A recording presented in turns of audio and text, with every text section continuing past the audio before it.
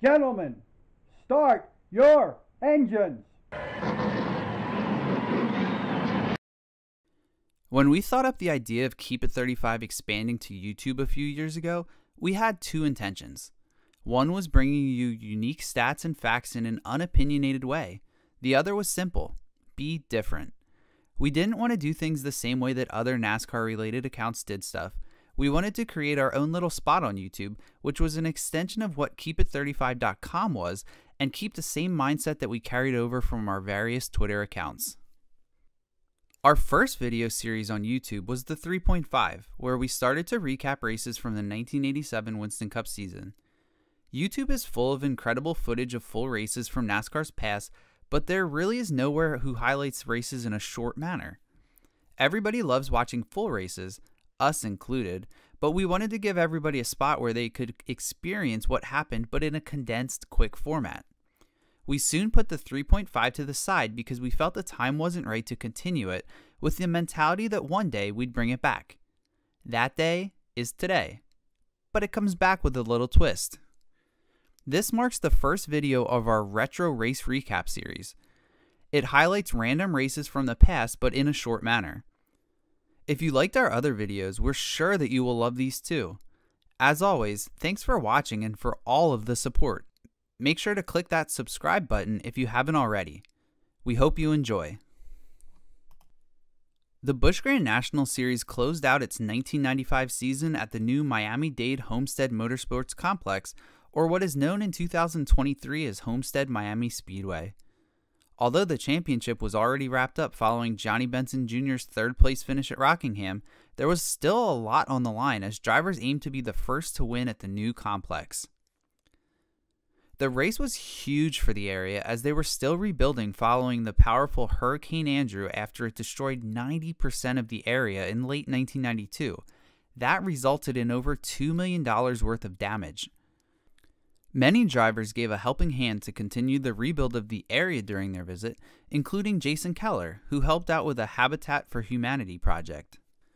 Former Busch Series champion Joe Nemechek, who was now a full-time Winston Cup competitor, put his number 87 Bell South Mobility Chevrolet on the pole despite battling the flu all week.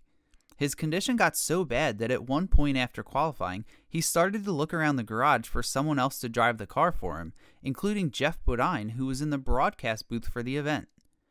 Joe even spent the entire morning getting IVs. The new event led to a massive entry list as 20 different drivers failed to qualify for the event, including some huge names.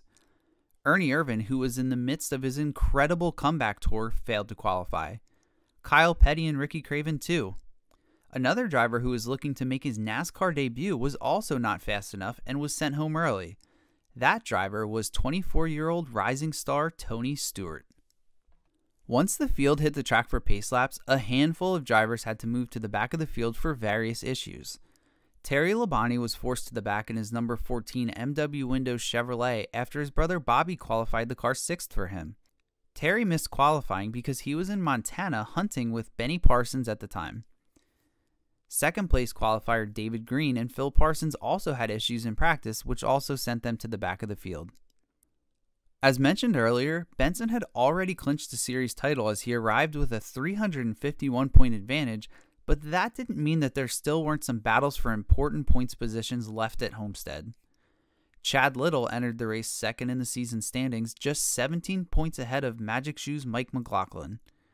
At the time, the difference in between finishing first and last in a race was roughly 150 points, which saw almost every other spot in the top 10 in some sort of close battle. Once the green flag finally waved, it didn't take long for the first yellow to come out, as an incident between Tracy Leslie and Elton Sawyer bunched the field back up. Leslie was the biggest victim of the incident and needed to bring his car to the pits for heavy damage. His number 86 car picked up the Coors Light sponsorship from Petty, since Petty's number 42 Coors Light Pontiac failed to qualify for the race. The caution turned out to be somewhat of a blessing for Little, who brought his car down pit road under yellow as the team began to look under the hood of his car. Little radioed that he was down on power and shut the engine off as the team attempted to change a plug wire.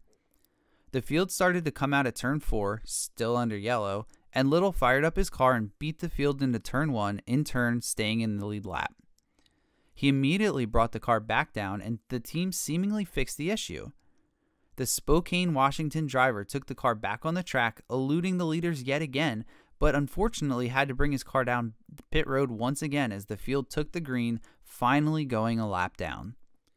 Just like the start of the race, the caution came out yet again before the field could take their first full lap. This time, Todd Bodine and Greg Sachs spun out of turn 2. Bodine, who replaced Leslie a few weeks earlier in the number 72 car for Ron Parker, entered the race after winning the previous race at Rockingham in a thrilling finish. Both cars came down pit road but could continue with no issues. At this point, Little brought his car back in yet again and took his car behind the wall as his crew frantically worked under the hood to try to get him back out there so he could earn as many crucial points as they could to stay second in the standings. During this caution period, a segment was played on the broadcast with CBS pit reporter Mike Joy and driver Kenny Wallace.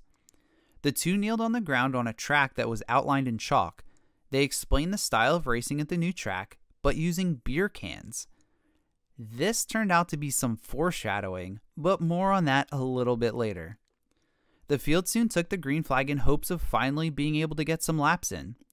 Yet again, there were issues in turn 2 as Leslie spun for a second time. The race stayed green this time as Leslie took his car to the pits before eventually pulling behind the wall, ending his day with a 43rd place finish. A few laps later, Winston Cup driver Derek Cope, who was running third at the time, saw his good run come to an end. He took his number 50 car to the garage after losing his clutch. Nemechek, who chose to start the race himself with no help, continued to hold the lead. The caution flew yet again on lap 34 as Johnny Rumley lost control of his car and went around. Despite being almost 40 laps into the race, only a small handful of cars came down pit road for service, and of those who did, most only took 2 tires. Benson was one of the only ones to take all 4. Why? NASCAR implemented a new rule for this race specifically as an effort to be cost efficient that only allowed teams to have 3 sets of tires under yellow flag conditions with absolutely no exceptions. This did not apply to green flag stops at all. Drivers could go roughly about 70 laps or so on a tank of fuel, so most of the field chose to stay out and save their tires for later on in the event.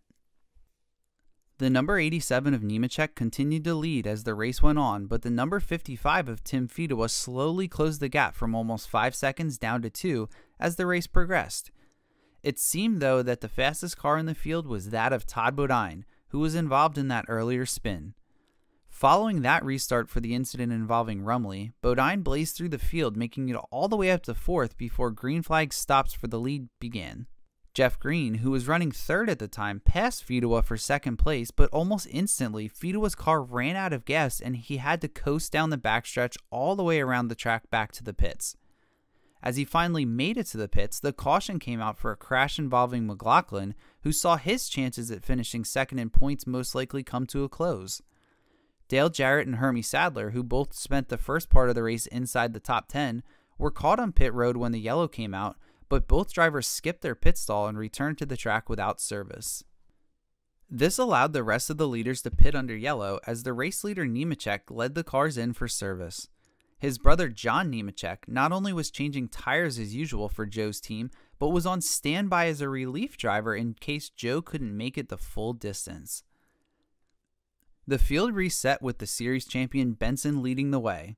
He was one of a handful of drivers that took tires under yellow during the earlier incident involving Rumley.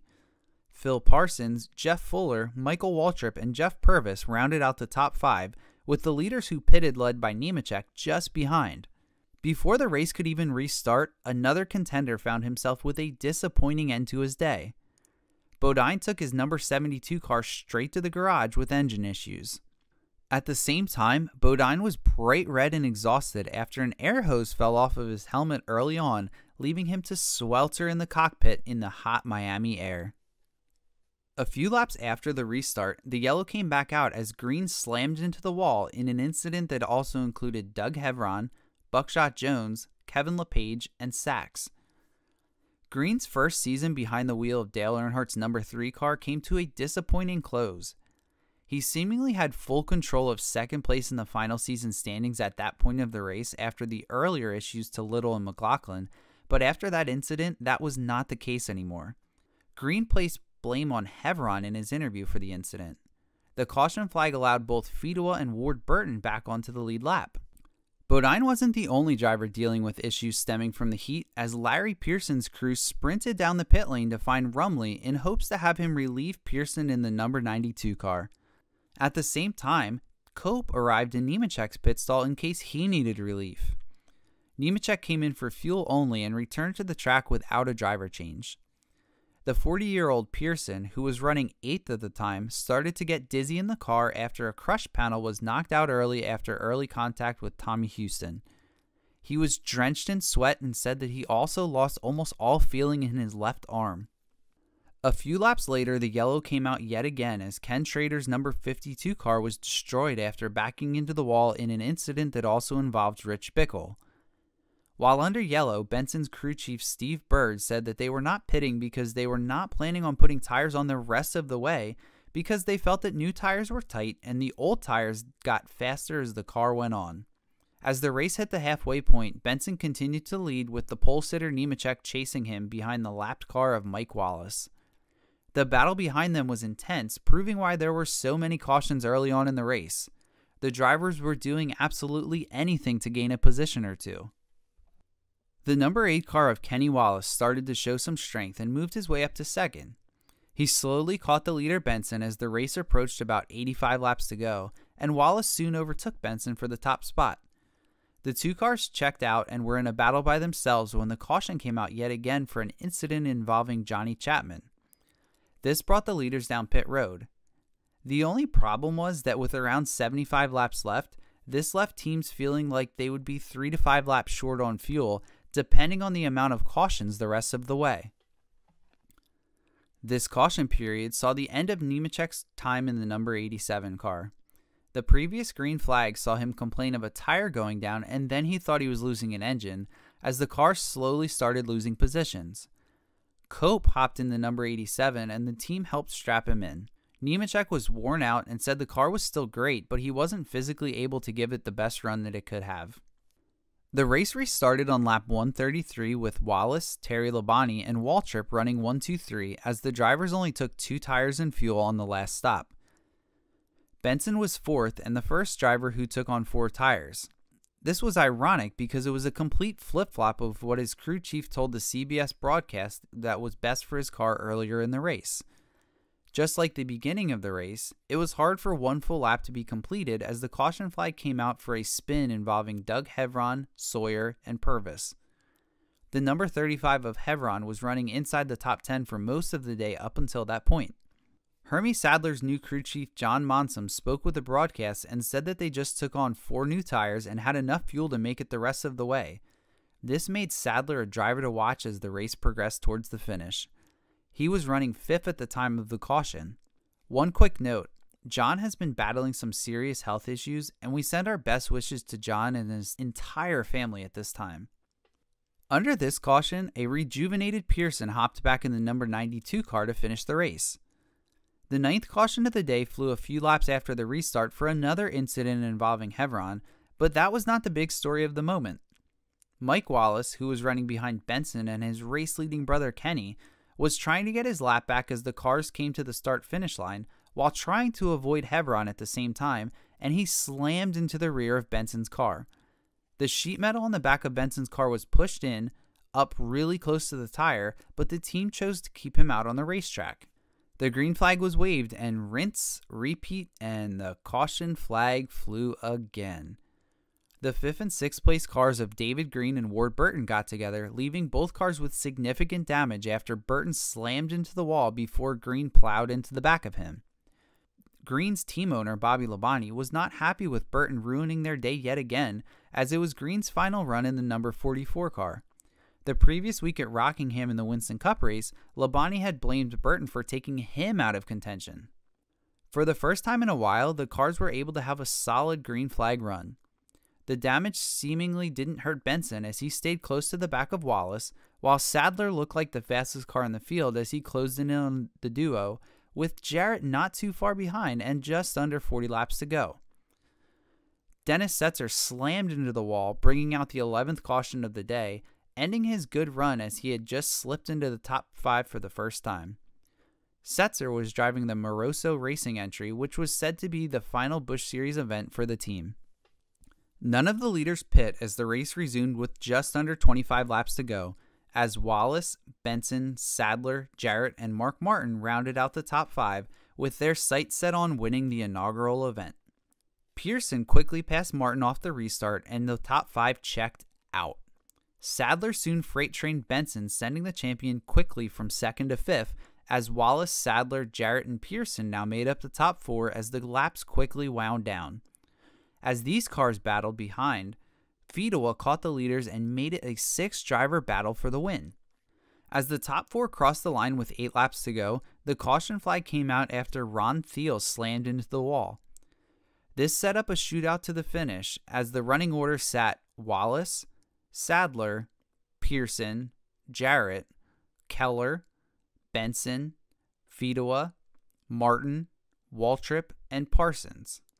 That was the top 10. The green flag waved with just 4 laps to go as Wallace got a great jump on Sadler and the rest of the field. He held on to the lead and Sadler looked like he might make a move as the field crossed the line for 2 laps to go, with Pearson and Jarrett tucked tightly right in behind. Sadler made a daring move under Wallace for the lead on the backstretch as Pearson looked to follow. Sadler continued to lead into the turn, and we'll leave it to Ken Squire, Ned Jarrett, and Jeff Bodine to explain what happened next.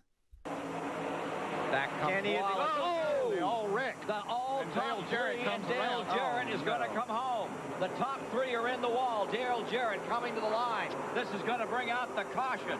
Kenny Wallace in the wall. Hermie Sadler is there. Larry Pearson. And the winner to the stripe is Jarrett. The crumpled cars of the 3 contenders sat on the track as the drivers climbed out. Wallace and Sadler seemingly exchanged glares before walking their separate ways. Jarrett took the checkered flag under yellow, with Fedewa recovering to grab an impressive 2nd place finish. Keller, Waltrip, and Martin rounded out the top 5. The 3 drivers involved in the final incident of the day finished 16th, 17th, and 18th. McLaughlin finished 2 spots ahead of Little in 24th, but he fell just 11 points shy as Little wrapped up 2nd place in the final season standings. All in all, 15 drivers did not finish the race in the wild inaugural event at the track. Just one more thing. Remember at the start of the race when Wallace demonstrated what could happen with Mike Joy? It's kind of crazy how close that turned out to be, almost identical to the finish of the race. Once again, we thank you for watching this video. We want to send a special thank you to Smith TV on YouTube for the amazing footage that makes a video like this possible. Please take a moment to subscribe to their channel on YouTube for an incredible library of content. Keep an eye out for another video from us here at Keep It 35 in the next few days. Take care.